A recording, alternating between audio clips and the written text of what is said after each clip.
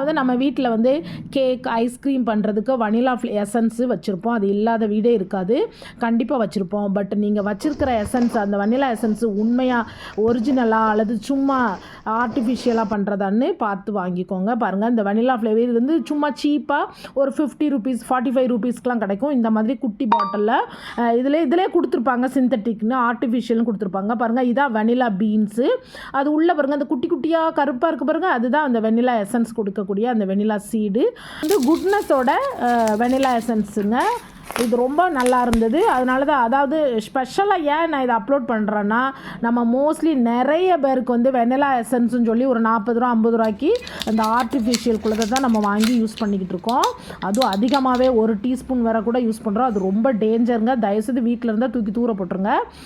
பாருங்கள், இது வந்து நான் ஒரிஜினல் வாங்கியிருக்கேன். இது உங்களுக்கு வேணும்னா நீங்கள் அமேசானில் வாங்கிக்கலாம்.